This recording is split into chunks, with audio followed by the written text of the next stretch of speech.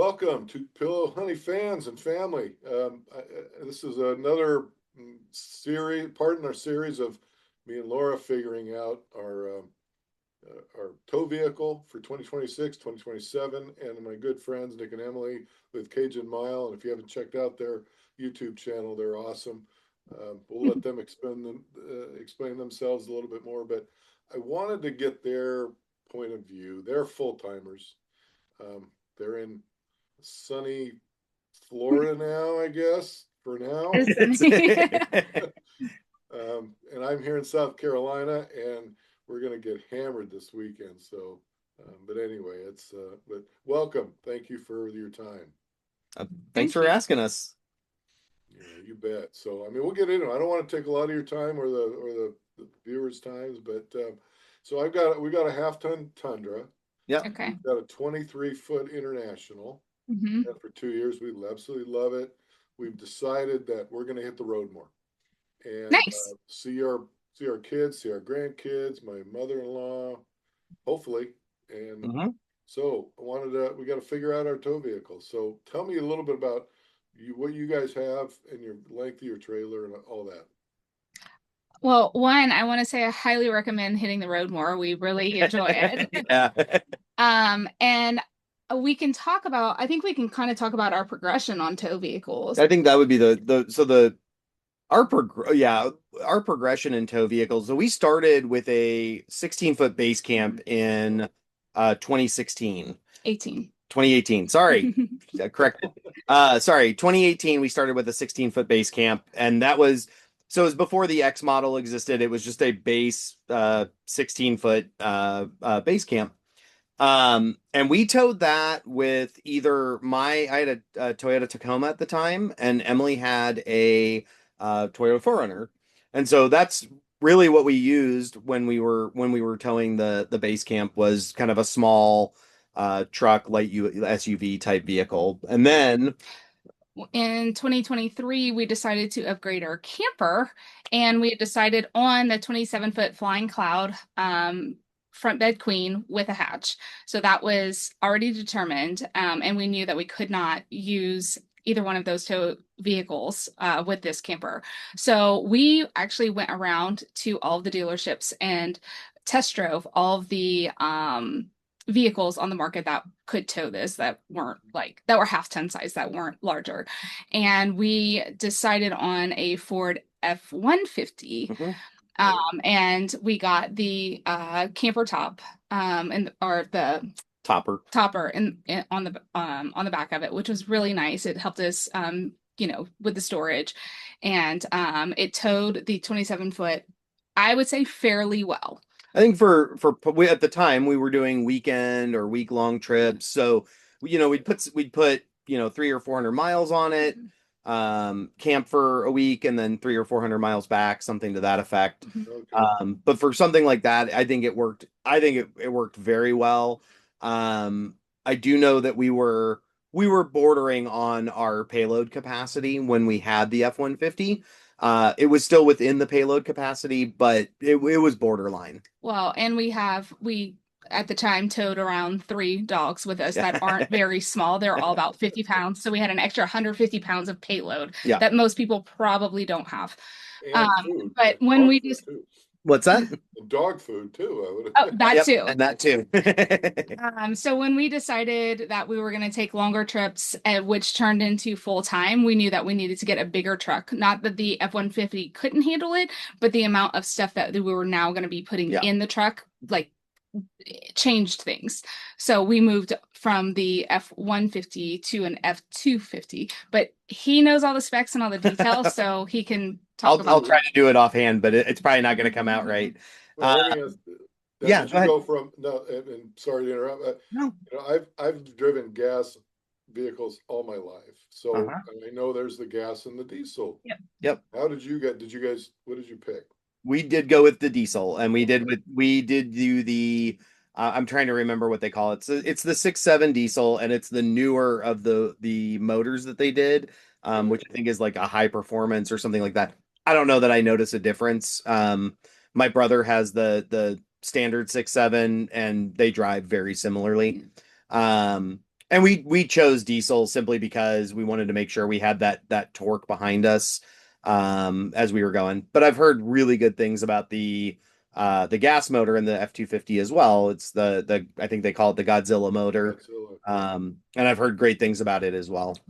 good. The one, I guess my push for diesel had nothing to do with any of that other than we got open roads and so we use the trucker lanes Yeah. for Uh, fueling. And you can only do that if you have a diesel. You can't do that with gas. So that was a push, I guess, on my end was to get the diesel to allow for a little bit easier fill up because we do split driving close to 50-50. Pretty close. and thank you for sharing. Is now the diesel at the stations? I've been wondering this. Um, is there an auto diesel and then a truck diesel difference, or is it all the same? I don't know if there's a difference with what they deliver. It's all number I want to say it's number two. I'm going to be wrong because I'm not great that way. Number one or number two diesel. Um, my understanding is it's the same diesel. It's the tax that over the road truckers pay. So you'll see if you go through the trucker lane, the price is posted much higher than consumer diesel, because the taxes are higher for the over the road truckers than they are for passenger vehicles. Okay. What Open Roads does is it generally takes the price of the trucker lane down to the consumer price. And in a lot of cases, we've actually seen it lower. Our discounted price is lower than the consumer price. So, yeah, it just provides that discount and ease of getting in and out with the trailer. There's Olive, with the trailer behind you. Um, but I will also say in that regard, Olive sit. In that regard, we actually just upgraded our fuel tank. So Oh, we have you a did. 35-gallon fuel tank, and just this past week we upgraded to a 60-gallon fuel tank. Oh my God. Um, and we did it because of we've been talking about it for almost 2 years. Um, but on our drive from Destin to where we are near Tampa, we had to stop for fuel, and we had some friends that didn't, and so we were a little taken aback by, oh, you got all the way there without having to fuel, and we had to stop. But now we can do like 700-ish miles, maybe a little bit more. Still miles. So towing. That's easy, a full day. I mean, Yeah. Oh yeah, And we try more to than we try never to schedule that much miles in a day, so or that many miles in a day. So hopefully we will never exceed that. I think the most we've ever done is like 550 or 600, and that was, getting from that's point A to point B exhausting. for extreme situation. yeah. Yeah. Sorry. No, here's a question on that. So half ton to a three quarter or 1 ton. Were you more rested driving, or was less stressed? What I will say, I don't know that I felt a difference in how I felt driving. The F-150 to the F-250, the everything is basically set up the same, a little bit stiffer suspension, so maybe steering wise it's a little bit easier, but I don't think there was a massive difference between the two. Well, you got a little bit more space, Yeah. so like you do get a little bit more space in the cab, so that was a little bit more comfortable, especially on longer drive days. if you can do those long drive days? Yep. Now, nothing is cheap anymore, but was was the gas tank upgrade? I mean, what tipped you over to do it, other than not having to stop? That was probably the big one, is just not having to stop on because this was probably on the edge of, or maybe even a little bit longer than we would normally drive. But the ability really during a drive day with the trailer just to use rest stops, to get out, get the dogs out, stretch, rather than having to go to a fuel station in order to get fuel. Well, find a fuel station Yeah. and go to a fuel Yep. station. Because, I mean, depending where you are, sometimes it can be a ways to Yep. find a place. And then, we always, when we stop, we always take the dogs for a short walk and stuff like that. So getting in and out of rest areas is much, much faster than even going, right off the interstate, making a right-hand turn into a gas station. It still takes a lot of time. And so I think another driving factor is I was pretty sick that day. And so having to make that additional stop that I didn't want to, Oh, um, that's very anecdotal and very personal, but that's what, it was very, That's what it was did like, it. that was, I mean, I like, no, it was just like the upper respiratory just oh, felt like horrible. And so having to make an extra stop, because that adds 15, 20 minutes by the time you pump diesel and do all the things. And it was like, man, if we could have just not stopped and got there, that that's we would have been set up faster and I could have relaxed. The when other you're thing not to think feeling about good. with I'm sorry. Oh, is it when you're not feeling good? Yeah, the Yeah. stop is not. The other thing to think about with diesel is that you have DEF as well. So you have diesel exhaust fluid. And so like if you're driving a diesel, we're typically every 1,000, it might even be more than 1,000 miles, 1,200 miles that we have to fill that 8-gallon DEF tank as well. Okay. And do you do that at a truck stop or a? So we try to plan our at least that tank fill up at a truck stop so that we can just get it at the pump versus having to buy it in the container just because you do save quite a bit of money versus buying the box from the store. And you can do like truck stops generally have diesel or sorry, DEF at the pump. Bucky's does DEF at the pump. There's a couple of them that have, Murphy like, sometimes. the RV spaces, they'll have DEF at the Yeah. pump as well. So there Okay. are some gas stations that have it, that it's not just truck I think stops. we saw some Mavericks out west. Well, Yeah. sounds like you guys are happy then with the size of the vehicle, the weight, and Oh, and the diesel. And that's I I think it was the best choice for us. Yeah. and that's what we're. I mean, well, opinion. Well, and these again, these are opinions. Right. All of these interviews are Oh opinions. yeah. Not right, not wrong, but Mhm. we're trying to make that decision based on everybody else's experience. And this is great. Mhm. This helps me a lot. Yeah. Now, I guess kind of controversial. What about hitches? What are you using if you don't mind? I actually was looking at Airstream. It may have been Airstream Addicts this morning. Someone was talking about towing. It was a 25-foot, I think, with a Land Cruiser, and I was like, I mean, is it doable? Yes, it's doable. We use a Blue Ox hitch. It's what our dealer recommended when we bought the trailer. And so that was our setup with the F150. We just carried it over to the F250. So we use that Blue Ox. We're a little cautious on how much we torque the chain on it though, Okay. because I think the jury is out. I don't know if there's a real explanation to front end separation. Mhm. But I have heard it stated that over torquing a weight distribution hitch may be a cause of it. We have no signs of front end separation. We've gone through testing and we've had verifications done with Airstream. And so we're comfortable with that setup. We also think that it gives us some sway protection, and we've had for me anyway, probably the scariest sway ever. And it was so yeah, we had just purchased this trailer. We were 50 miles from the dealer, and our Going through Kansas. yeah, we were probably no, we were probably in Missouri at the time still. Okay. Anyway, the trailer just started to, I mean, sway back and forth, and luckily, I've had the thought in my head, what do you do when sway occurs? And it's, you hit the trailer brakes, you slow yourself down. And so we kind of went down to a crawl on the interstate until we could pull over and get off.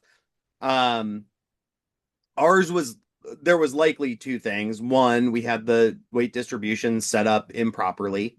And we made some phone calls and found that out while we were on the side of the road. And two, the F150 and the F250 even has lane keep. Our F150 actually had a full self-driving mode, and Ooh. we didn't realize it's making minor micro corrections to drive the vehicle, and those micro corrections likely led to how bad the sway got. We also had a pretty significant crosswind Yeah. at the time, so that was also all of those factors. The sway bar being a little too loose, the micro corrections, and then this led us to sway. So I know some people like to tow on the hitch, and I think that's great. We don't necessarily need our weight distribution hitch for weight distribution because we are fine that way. We've weighed multiple times, and actually since our last weigh, we've taken probably 200 to 300 pounds out of our payload, so we're well within our range. The part that bothers me that I don't want to get rid of is the sway, because when you've hit it, it's pretty scary. And we've seen people on the side of the road where of accidents happening because of crosswinds, because of winds. And it's probably a little bit more detailed than that, but it's the wind is the contributing factor. And when you've got 40 miles an hour going sideways, it's pretty scary, at least for me. And so, again, my opinion, everyone can do what they want. You would be hard to convince me to take the sway control off because of those experiences. Yeah. And those are all legit, and Yeah. that is part of why we're talking to everybody, get their opinions. And I'm getting opinions. Oh, toe on the ball. Yep. And then others I wouldn't do with that. So it's like, do I feel comfortable towing? Yes. In the last 2 years, we put almost 25,000 towing miles on the camper. So we have towed significantly, but like, in 2 years, we've probably had 1 or 2 days that even would make a difference. But it's those 1 or 2 days where I can feel comfortable that make it worth it for me.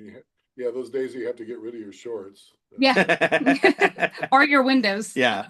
Well, that's good. Thank you for sharing. That's very valuable. And just another item of note is our trailer's probably a little bit heavier on the tongue than most, because we've got two 300 amp hour batteries up front. Okay. And as well as an inverter and all kinds of stuff up in that front compartment. We're generally probably a little bit heavier on the tongue than probably most Airstreamers. Okay. Yeah, and I saw a good video the other day. Who was it? Somebody was at the RV talking to the WaySafe guy. And they got a little computer thing, and they were moving the weight, showing how important that getting that tongue weight and all the weight is very important. And yeah, you know what? We're not perfect. I'm not weighing everything I'm putting in there.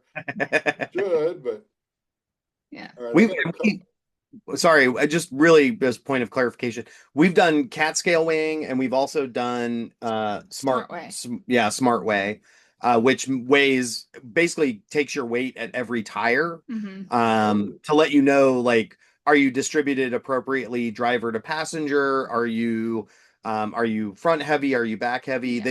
They do a lot to tell you what's on each axle, what's on each tire.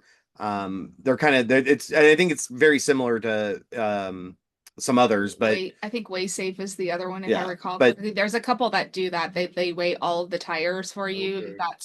It's a little helpful. It was very helpful for us, especially full timing, to know, like, are we overweight or how overweight are we? And we weren't, which was a huge surprise. And I would imagine that you pack similarly each trip.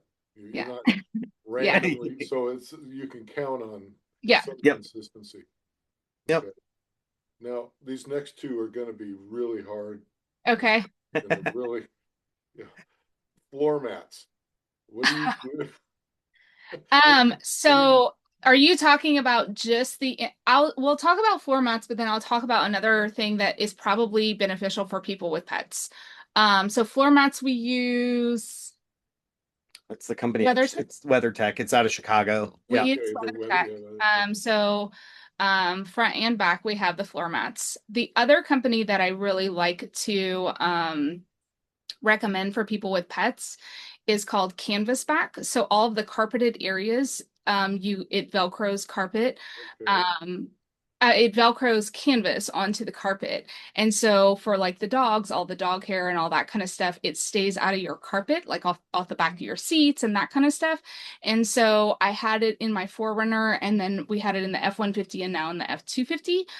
They're a little bit expensive, but I feel like they're worth it and help save like those surfaces from getting all kinds of gunk in them. So it's probably not exactly what you asked, but it does help keep it much cleaner than not having them. No. Oh, it's perfect. And I think, and gunk is a technical term. Yeah. Animal oils and drool or Yeah. But we do like the we like the WeatherTech because they have lips on them. So if your campgrounds, like we're on a completely grass site right now, we're bringing dirt and grass and whatever into the trailer or into the truck every day. It's nice to have that little lip so that it all just kind of stays contained. Yeah. Oh, perfect. And that's getting similar. That's good. And these are all things that I need to go through the process. If unfortunately, I thought I had on the Tundra, I've got a great setup. I got everything. It's like, well, you know what? Now's an opportunity to learn more and maybe make a change.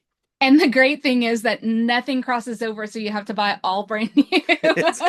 Exactly. Yeah. Yeah. Sorry, my floor mats don't fit. Yeah. Now you mentioned you have a cap. Now, do you still have a cap or on your truck bed? Yeah, so we still have a cap. We like it simply because being full time, there's so much back there. I can lock it, but also I can extend what I load above the bed of the truck.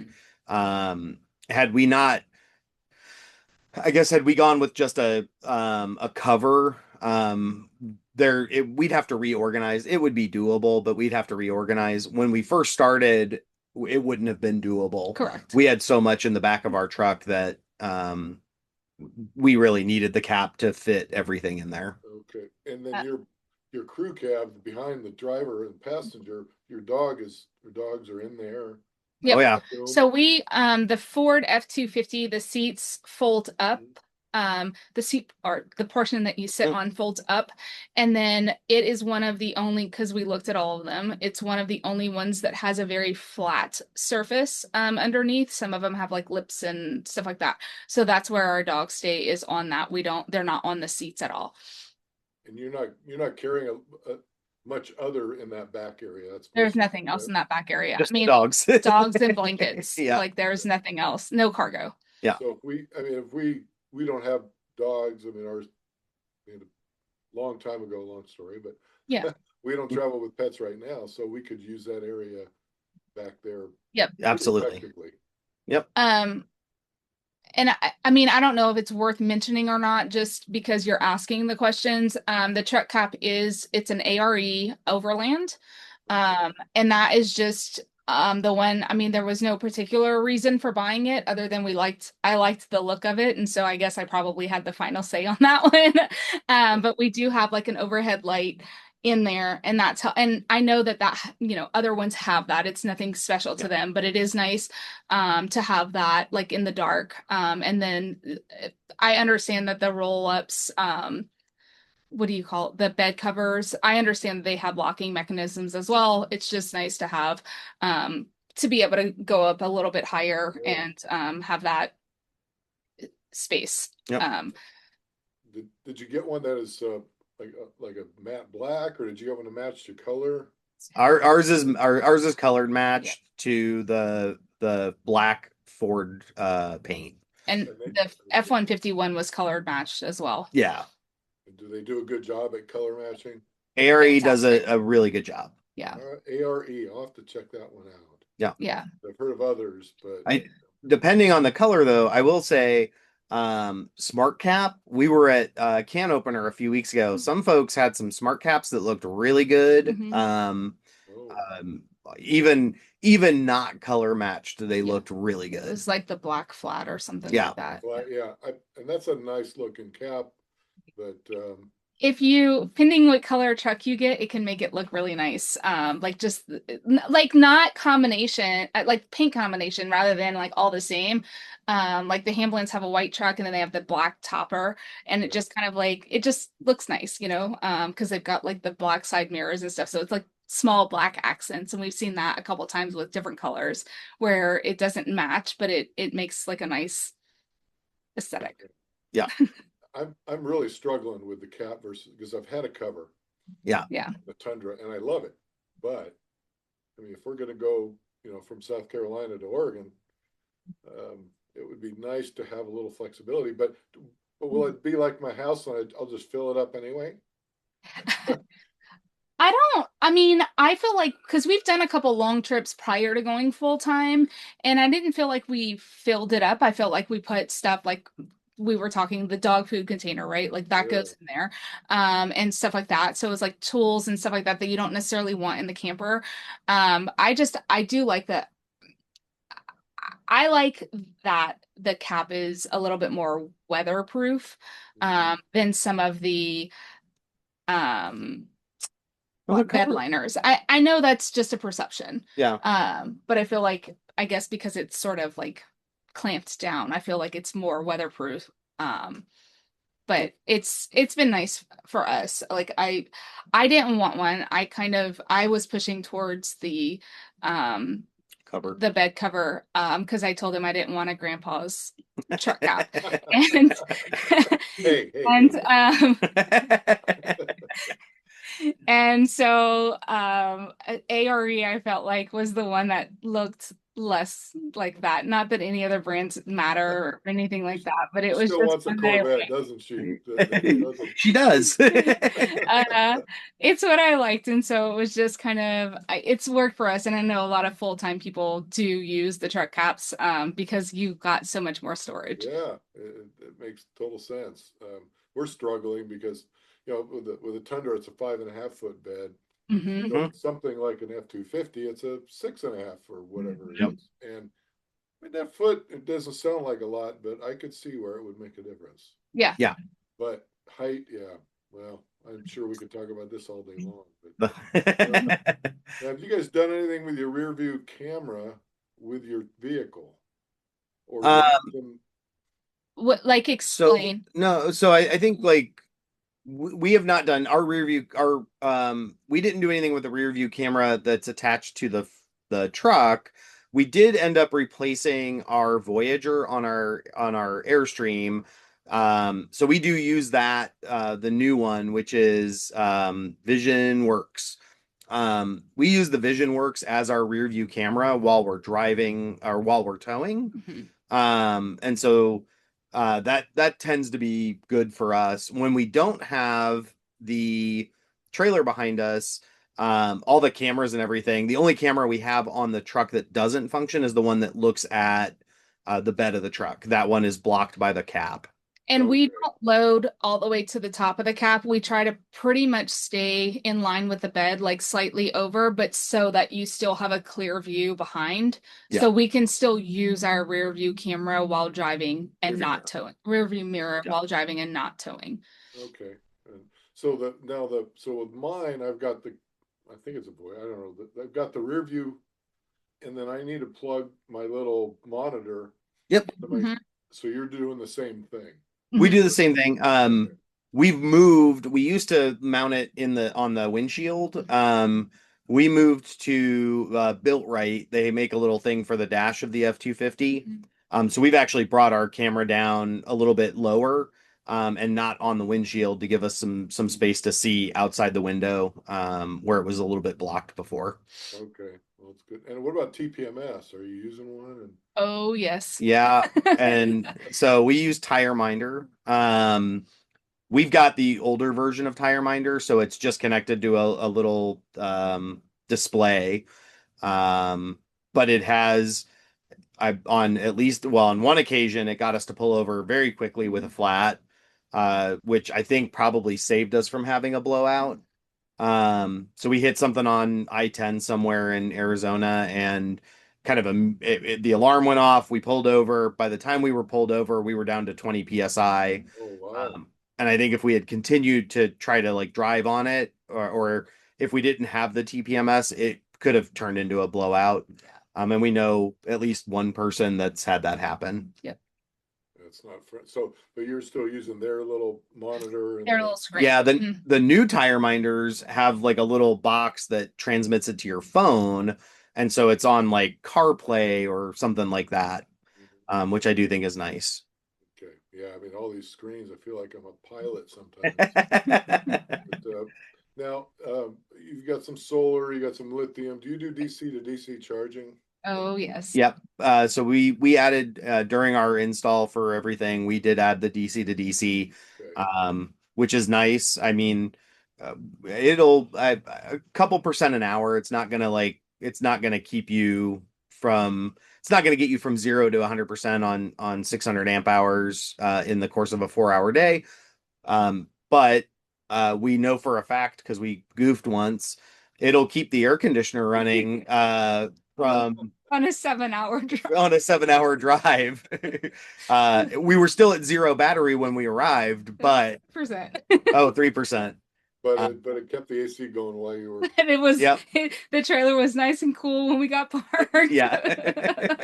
Your food didn't spoil. Yeah, Yeah. Everything was fine, but it's the one time we've forgotten to turn the AC off, and when we got there, it was like, oh, well, that happened. I think that if given the choice, you have DC to DC and more solar panels, I would go with DC to DC, because there's just been so many spots that we've been in where it's either a cloudy day, there's no good sun, the sun is, shining on the back and it needs to be above or whatever it is, or you're under a tree. I mean, all the things. And so I feel like DC to DC is a good alternative. We do not carry a generator. So we rely, if we are dry camping or boondocking, we rely solely on our solar. And except for that one day that we drove with the AC on for 7 hours, we have not needed to supplement.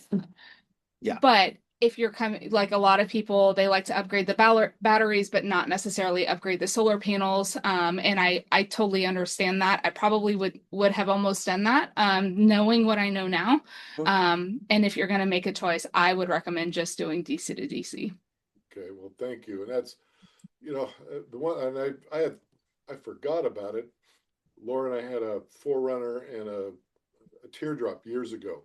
Mm-hmm. And we had DC to DC charging. I didn't know what it was called, but Yeah. it worked, and I didn't even think about it. So I was talking to Tim Love with Cross Country RV. Yeah. Mm-hmm. And I talked to him about solar, and he goes, and he asked me about my style of camping, and he goes, just get a DC to DC charger. He goes, solar, although it's great, but it's a trickle charge. Yep. Is essentially what it is. Yeah. We're our roof is pretty much covered, and we can gain back 20% of our battery in a really good day, but I think there's better alternatives. I mean, so often it's not the perfect conditions. Yeah. And then for most people, I mean, we've done 2 weeks and had no problem, but for most people, that's not what they're doing. Yeah. They're spending a night at a Harvest host or a friend's house or something, and they're getting on the road the next day. So you just need it to last you for a few hours, and you don't even necessarily need the recharge, like an extensive recharge. That's a good point. We ended up getting the soft start for our AC unit. Yeah. And, Yep. oh my God, that was a game changer. So Yep. now we can plug in a regular extension cord into my son's house. Yep. AC Highly recommend. Well, and that's what we've done too, being at families' houses and stuff, especially over the winter. The solar is only gaining so much because of the lack of daylight, and we can run an AC or both ACs because the solar will supplement anything off of that. So we'll just run a 110, and that helps charge the batteries too. Yep. So it's been a really big game changer for us having That's the battery setup that we have. That's so awesome. So thank you so much for sharing. Yeah. Wealth of information, and that's why I wanted to contact. I knew you guys had thought a lot about a lot of different things. It's been a great experience, and thanks for sharing. Is there anything you want to add? No, I mean, a lot of this is just what we've decided is best for us, and we've made mistakes, and like, would we do things different? Sure. Like, who wouldn't in certain aspects, but I think like we try to do as much research as possible to make the right decision the first time, to not have to go back and keep changing things. But the tow vehicle debate is real. yeah. I mean, I think there's many different ways to do things, and pending your use case. I wouldn't talk people into a 3/4 ton or anything like that. I think it works for us and we like it, and so I think generally it's your use case. I do recommend, like, look at your gross weight, look at all those things, and make sure you're doing it safely. But I think there's many ways to do this. Well, and like we did it with the F-150, so I didn't feel the need to repeat with the F-250, but we did go and we drove Ram, we drove Tundras, we drove Toyota, we drove Ford, we drove Chevy, GM. Like we sat and test drove every single one of them and said, Wow. this is what we're gonna buy, because we didn't have a big truck. Then we need to know that we're going to be comfortable and this is going to work for us. And so, we talk to people all the time. They're like, well, I have this. Well, I have this. And I don't care what you have. What brand do you have? Like that's what you liked, right? Yeah. Like what we felt worked best for us was the Ford. And that was just our decision. But I'm not, now if you're towing, if you're undersized, then I might, say something, but the brand wise, I think whatever makes you most comfortable. And some people prefer one brand over the other for whatever reason. It's more comfortable drive. It's a better setup for them. They don't like the technology. They want more technology, whatever it is. And that's, I think you make your own decision and decide what vehicle fits you best. Yeah. And that's what we did. And that's, we like our Ford, but I could see where people like all the other brands too. That's great. Great. Yeah. And our second car is a RAV4. Well, yeah. my RAV4 could probably pull your trailer. It's doable. But would it be smart? No. It's the tail wagging the dog. I mean, your trailer would wipe out my RAV. So and I'm a little more risk adverse, so I'd rather have the dog wagging the tail. That's what we're thinking. But good. And they can find you guys on YouTube. YouTube.com/Cajun Mile. We're on Instagram, Cajun Mile. We're on Facebook, Cajun Mile. And then our website is cajunmile.com. Yeah. But if anyone has any questions, we more than happy to answer them. Would love to help people and give our opinions, or just say hello. We enjoy it. My caveat is always, if we don't know the answer, we know people that do know the answer, and we'll call them. Well, and my wife and I were camping at the top of Georgia Airstream Park, and we went to one of their dinners, and it was wonderful. And the lady sitting across from us said, she started talking about her friend, and okay, great, and she mentioned the word Brad, and like, Brad Driver, and she goes, oh yeah, well, we served together in the military overseas. Oh wow. So it was like blown away. We're out in the middle of nowhere, and then my wife turns to me and she goes, I swear there's only 50 people with Airstream. That's it. Right, it is. But the people are wonderful, and you guys are wonderful. Thank you again for the time and the advice, and hopefully we'll see you down the road. Absolutely. Absolutely.